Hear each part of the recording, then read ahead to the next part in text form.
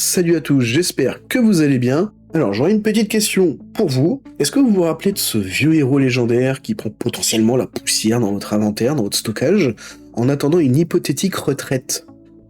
Ouais, je parle de Théo. Netmarble a décidé de lui redonner une seconde jeunesse. Et attention, il revient pas pour faire du tricot, hein. Il vient pour casser des bouches, littéralement. Allez, on va partir tout de suite analyser cette match du 1er avril, et promis, c'est pas un poisson. Avant d'aller voir le remake de Théo, on va regarder d'abord les deux prochains nouveaux persos qu'on va avoir, et on va commencer par Randgrit, dit la muraille increvable, littéral. Donc déjà, c'est une attaquante de type physique, qui va rendre fou vos adversaires à cause de son passif. Elle va commencer avec 2 tours d'immunité totale aux dégâts, mais le pire, c'est l'effet indomptable. En gros, quand elle meurt, elle va ressusciter avec un point de vie, CF Kagura. À partir de ce moment-là, elle est littéralement immortelle, jusqu'à ce qu'elle reçoive 8 coups. Oui, il faut lui donner 8 coups dans la tronche pour qu'elle comprenne le message. Bon. Mais le petit bonus, c'est qu'à chaque fois qu'un ennemi meurt, son compteur de coups, il remonte. Donc si vous avez réussi à le mettre à 5 coups, si vous perdez un personnage, elle gagne un coup supplémentaire, il faut lui donner un coup en plus. C'est la paladin de Kosonuba, elle aime bien prendre des coups. Bon, c'est comme ça. Elle a une réduction de défense et une réduction du block rate toujours actif. La défense diminue de 20% et le block rate de 19%. Son deuxième skill. Alors, elle cible l'ennemi en première ligne, et si vous avez au moins 5 héros attaque dans votre team, elle active l'altération de PV. Grosso modo, elle fixe les PV de la cible à un montant plus bas et elle ignore la défense. Au passage, elle va taper 4 fois avec du perçage. Si elle tue quelqu'un, son cooldown est réinitialisé mais uniquement en transcendance 6. Si elle n'est pas en transcendance 6, ça ne marche pas. Mais si vous l'avez en T6, c'est juste un massacre en boucle. Du coup, Déo. Voilà, pour moi, c'est juste un pizzaiolo. Un pizzaiolo qui livre pendant la guerre, c'est génial. Donc, ne vous fiez pas à son aspect un peu patibulaire, hein. Ce mec, c'est un buffer healer offensif assez costaud. On commence avec le spell 1.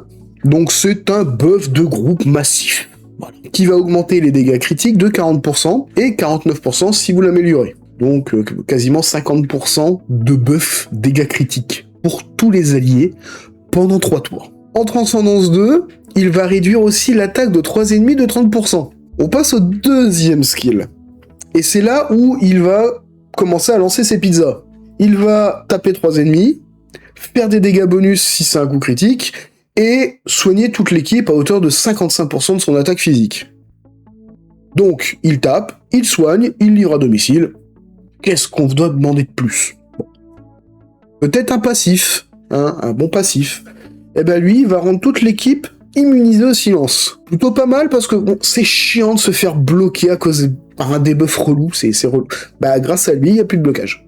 En plus, il gagne des stacks de 70,007. Ça fait partie de son passif, hein, c'est des stacks qui vont faire qu'à chaque attaque, il va réduire les dégâts physiques qu'il reçoit de 5% par stack. Il peut avoir 7 stacks. Je vous laisse faire les calculs, 7 x 5. En gros, c'est un vrai petit chef en puissance. Ouais. Voilà pour Déo. Bien. Maintenant, on va passer ce que j'appelle le gagnant de ce patch. Pour certains, ce sera pas le gagnant, c'est pas officime. Pour moi, je trouve ça plutôt cool. Du padré, Théo. On va commencer tout de suite par son passif. L'œil du corbeau, le Crow's Eyes, il a été un peu modifié dans le sens où c'est maintenant son passif qui va récupérer les 100% de crit du T6. Avant, c'était ces 2 autres spells qui avaient justement le T6 crit. Maintenant, c'est son passif qui va lui offrir le 100% crit sur le T6. La petite modif, ça change pas grand chose au niveau de l'utilisation, mais ça va permettre d'autres choses à côté, vous allez comprendre. Il va aussi gagner 27% de taux de crit de base. Il a 27% de taux de crit et il a le 100% T6 qu'il récupère sur son passif. Il survit toujours 2 tours après sa mort, mais maintenant dès qu'il passe en mode immortel, il gagne 39% d'attaque physique.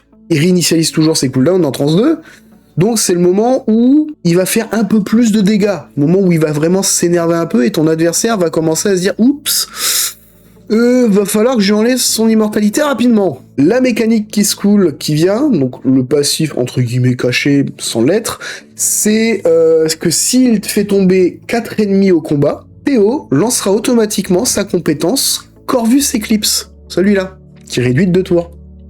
Il va le lancer en automatique. Donc qu'est-ce que ça veut dire? Ça veut dire que maintenant on a un Corvus Eclipse gratuit, qui ne consomme pas son tour, et c'est une attaque de zone qui va réduire les buffs ennemis de 2 tours. Il y a des revives dégueulasses, il y a des gens à point de vie avec immortalité, pas de problème, t'en as tué 4, hop là, je fais le ménage. Et en plus, ses dégâts sont revus à la hausse. Au niveau du Corvus Eclipse, maintenant il va taper 2 fois 90% et non pas à 85%. Donc c'est idéal pour calmer les Rand Grit qu'on a vu tout à l'heure. On a aussi le Talon Strike qui va taper de 130%. Maintenant il passe à 150% de dégâts de zone avec pénétration. Du coup, là, on a un Théo qui, pour moi, revient un peu d'entre les morts, se réactualise. Il peut être très méchant sur des teams, sachant qu'en plus, on a une Rand Grit qui lui faut 5 personnages de type attaquant. Théo est un type attaquant. On a le Déo qui permet d'avoir du sustain tout en faisant des dégâts. Je pense qu'on a là une belle mise à jour potentiellement d'une team physique. Des teams physiques, on va avoir des trucs assez vénères. Concernant l'acquisition de Déo de Rand Grit, du coup, ce sera en fonction des crafting fixes, donc dans la synthèse, qui est noté, ce sera le seul moyen de l'avoir. Et Rand Grit, on l'aura de plusieurs manières. Par exemple, les tickets de la Tower et les légendaires Selector et compagnie. Voilà. Rand Grit sera aussi ajouté dans la liste des héros fusion 3 à 5 étoiles, en random crafting. Ils seront ajoutés au codex, il y aura un profil, histoire d'avoir une belle tête de Déo sur votre profil. Et Rand Grit sera aussi ajouté au laboratoire de Mercure.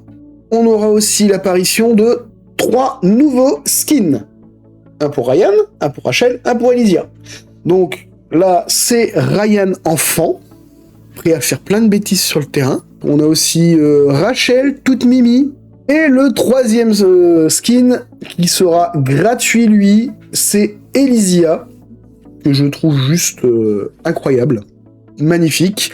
Les 3 seront disponibles à l'achat dans la dressing room, sachant que les 2 gosses seront à l'achat Ruby, et l'Elysia sera la seule gratuite. Un mini-jeu Déo sera aussi rajouté avec le jeu du mémo. Alors, pour ceux qui ont connu Fruit Ninja, le jeu avec votre téléphone, bon ça date un peu, celui où vous coupiez les folies, et ben là, ce sera la même chose avec Déo, sauf que vous allez littéralement couper de la bouffe.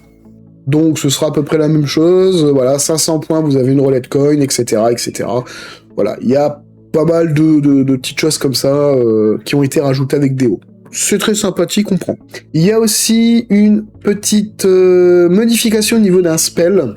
C'est du confort de jeu. Grosso modo, tous les spells qui sont en mode s'activent encore une fois avec tant de puissance suite à la défaite d'un ennemi s'il est tué avec ce spell. Il y aura une modification en mode ce spell va s'activer un certain nombre de fois avec un certain nombre de puissance une fois qu'un ennemi est détruit par ce spell. Qu'est-ce que ça change réellement ? Moi, de ce que je comprends, me tirez pas la veste si c'est pas ça, ou alors donnez la vraie trad en commentaire, n'hésitez pas à participer. Pour moi, en fait, prenez un Kyle. Kyle, sur son spell, quand il tue, il rattaque derrière. Et ben, si jamais ce spell se transforme et qu'il prend le end time, s'il a le end, c'est 2 fois, ben non seulement la première attaque, il va tuer quelqu'un, la deuxième attaque, s'il retue quelqu'un, il va pouvoir attaquer une 3e fois, avec le même spell. Donc 3 fois, en tuant 2 persos. Potentiellement, assassinat de 3 persos avec un Kyle. Et tous les persos ayant cette modif-là pourront attaquer plusieurs fois s'ils tuent. Maintenant, je peux me tromper. En parlant confort de jeu, les amis, je vais faire un petit medley, puisque là, on va arriver à la fin du patch.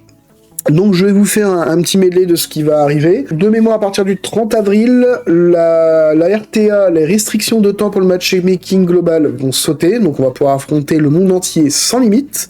Les récompenses de League et de Guild Wars seront aussi revues à la hausse. Donc, au niveau des récompenses, vous voyez, maintenant c'était 100 points pour les bronzes, maintenant c'est 500 points.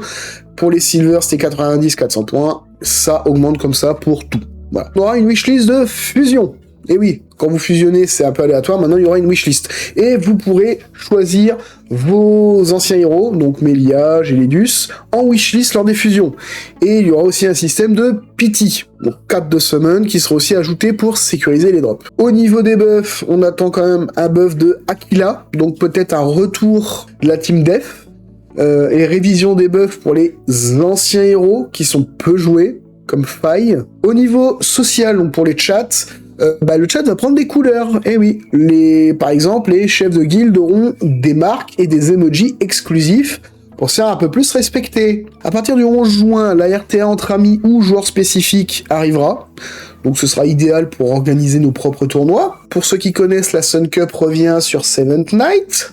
Au premier anniversaire, on nous a annoncé des costumes commémoratifs, avec un fameux coupon JG, potentiellement un retour en arrière sur le taux de raffinage, pour corriger les erreurs de stuff. Concernant l'éveil, ça va être rapide, parce qu'ils ont parlé de l'éveil que sur le live de la veille de la mise à jour. Vous allez avoir plus de détails le 30 avril, voilà. Donc le 30 avril, normalement on aura les premiers visuels de la première vague de Wake, plus de détails sur les nouvelles mécaniques, qui normalement devraient redéfinir la puissance des persos. Ensuite, on a la diminution des coûts. Enfin. Diminution des coûts reset et reroll. Le reroll coûtait 200 000, maintenant il coûtera 100 000. Le reset coûtait 300 000, maintenant il coûtera 100 000. Au niveau aussi de la Dark Prediction, donc du laboratoire de Mercure, ça coûtait cher, 300 000. Bah maintenant ça coûtera 200 000. Power up au niveau du donjon Gold. Et c'est là où c'est bien, c'est que tout diminue, mais le donjon Gold augmente. 50% de plus par stage. Ce qui est quand même énorme. Ce qui fait qu'au stage 15, vous ne gagnerez plus 500 000, mais 750 000 gold. On arrête tout. La vidéo n'est pas finie. On arrête. Et oui, la vidéo n'est pas finie puisque j'avais oublié de te préciser une chose, cher ami. Nous avons une petite guilde qui recrute. Eh oui, petite guilde sympathique, qui aide ses membres, qui les pousse vers l'avant, qui vous tire vers le haut et pas vers le bas.